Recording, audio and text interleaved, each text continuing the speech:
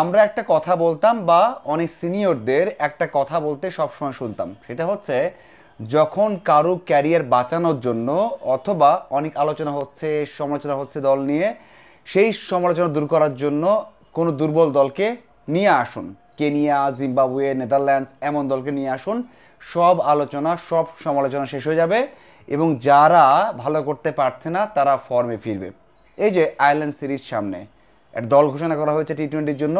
এখানে 2 থেকে 3 জন আছেন যাদের ক্যারিয়ারটা বেঁচে যেতে পারে, মানে এমনটা যে তারা হয়তোবা থাকবেন না, দল থেকে বাদ পড়বেন, বিশ্বকাপ খেলতে পারবেন না, কিন্তু এই সিরিজটা তাদের জন্য অনেক বড় একটা উপলক্ষ। রান করবেন, অনেক ভালো একটা ইনিংস খেলবেন, আবারও 1 বছরের জন্য টিকে যাবেন। আবার অনেকের ভাগ্য খারাপ যে তারা এমন সিরিজে সুযোগটা পাচ্ছেন না। এই যে শামীম, শামীম বাদ পড়লেন, যৌক্তিকভাবেই বাদ পড়েছেন। সবশেষ 5 থেকে 6টা ইনিংসে খুব বাজে করেছেন, 0-30, 0-33, 1-0 এমন রান করেছেন। তাকে তো দলে রাখা যাবে না, ভালো করতে পারছেন না, দলের উপর একটা ইম্প্যাক্ট পড়ছে। এবং ওই যে লিটনের সাথে একটা ঘটনা ঘটেছে যে তাকে আনফলো করা হয়েছে, তাদের মধ্যে সমস্যা হয়েছে এবং প্রতিক্রিয়া একটা ছিল যে ম্যাচ শেষে প্রেজেন্টেশনে লিটন দাস বলেছেন যে আসলে শামীম যেভাবে ব্যাট করেছেন সেটা কোনোভাবেই গ্রহণযোগ্য নয়, তার কাছ থেকে আরও ভালো কিছু আশা করেছিলেন। তার মানে লিটন দাস যে তার উপর খুব একটা হ্যাপি না, তার ব্যাটিং অ্যাপ্রোচ নিয়ে একেবারে খুশি না, সেটা কিন্তু বুঝিয়েছিলেন সেই সিরিজেই, যেটা কিনা ওয়েস্ট ইন্ডিজের সাথে বাংলাদেশ দল সবশেষ সিরিজটা খেলেছে। সেই জন্যই কি বাদ পড়লেন? মানে ওই যে ঘটনার সাথে লিটন দাস তার ব্যাটিং অ্যাপ্রোচে খুশি না, সেই জন্য কি বাদ পড়লেন? সেটা হতে পারে, সাথে তার পারফরমেন্সটা কিন্তু ভালো না, সব মিলিয়ে বাদ পড়েছেন। দেখুন আরও 2টা নাম আছে যারা বাদ পড়া ডিজার্ভ করেন, মানে বাদ পড়তেন। একটা হচ্ছে তাওহিদ হৃদয়। তাওহিদ হৃদয় এশিয়া কাপে একটা ভালো ইনিংস খেলেছেন, এরপর থেকে যা ইচ্ছে তাই মানে খুব বাজে করছেন। তার আত্মবিশ্বাস একেবারে তলানিতে ঠেকে গেছে। এই বছর তার স্ট্রাইক রেট মাত্র 110 বা 111, তার ক্যারিয়ারে কখনোই এমনটা হয়নি। এমনও দেখা গেছে নেদারল্যান্ডসের এগেনস্টে 14 বলে 7 বা 8 রান করেছেন, কোনো বাউন্ডারি হাঁকাননি। অনেক ইনিংস আছে যেখানে 1টা 4 হাঁকিয়েছেন 26 বল খেলে, তো তার আত্মবিশ্বাসটা একেবারে কম।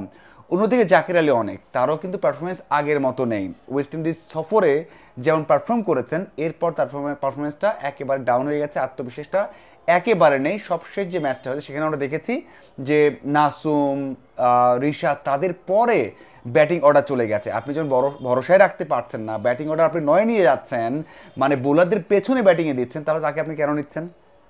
কেন নিচ্ছেন? এবং তাহিদ হৃদয় যে এমন করছেন তাকে কেন নিচ্ছেন?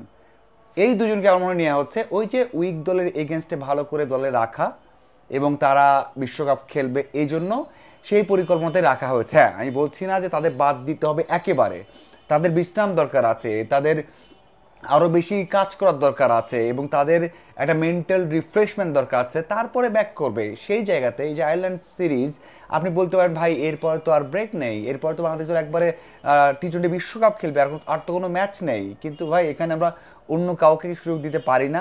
অঙ্কন দারুণ একটা দারুণ একটা সিদ্ধান্ত যে অঙ্কনকে সুযোগ দেওয়া হয়েছে। আমি এর আগেও বলেছিলাম যে 3 জায়গাতে সমস্যা হচ্ছে, জাকের, হৃদয় অথবা শামীম, সেই জায়গাতে আমার মনে হয় যে কোনো এক জায়গাতে অঙ্কন দারুণ করতে পারে। সবশেষ বিপিএল থেকে এখন পর্যন্ত দারুণ করছেন। গত বিপিএলে 300-র উপর রান করছেন, তাও স্ট্রাইক রেট 180-র উপর, একমাত্র ক্রিকেটার দেশিদের মধ্যে যে এত স্ট্রাইক রেট রেখে এত রান করেছেন। এরপর সবশেষ একটা ওডিআই খেলেছেন, 2টা ওডিআই, তার মধ্যে একটা ওডিআইতে ভালো পারফর্ম করেছেন, তার একটা কার্যকরী ইনিংস ছিল, তার মানে আত্মবিশ্বাসটা আছে। টেস্ট খেলেছেন, ওডিআই খেলেছেন, টি-20তে ভালো করবেন।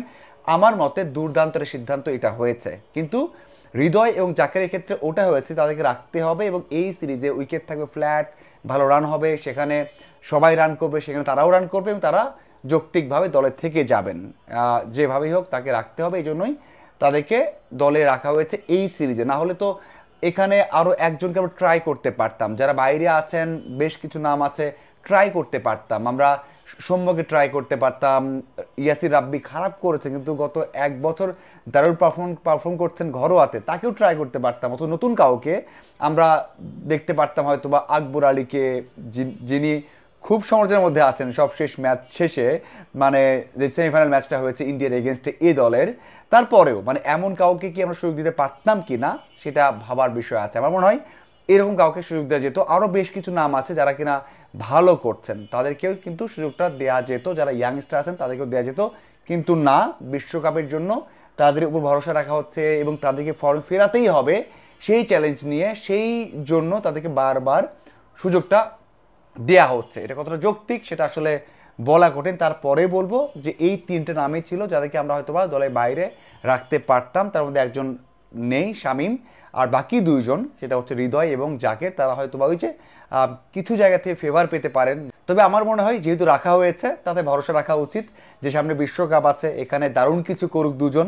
জাকের ভালো কিছু করতে পারেন, দেখিয়েছেন কিছু সিরিজে, কিছু ইনিংসে, হৃদয়ে দেখিয়েছেন, এর আগের ওয়ার্ল্ড কাপেও দেখিয়েছেন এবং কিছু ইনিংস ভালো খেলেছেন। সেই জিনিসটা ব্যাক করতে পারুক, ভালো করুক, দেশের জন্য ভালো করুক, সেটা আমরা সবাই চাই। যেহেতু দলে আছেন তাতে যারা ভালো করুক সেই প্রত্যাশা আমি করি। এবং আমার মনে হয় যদি এই দলটা, যে দলটা এখন নেওয়া হচ্ছে, আমার কাছে মনে হচ্ছে অনেক ভালো একটা ব্যালেন্স দল অঙ্গনকে নেওয়ার পরে হয়েছে।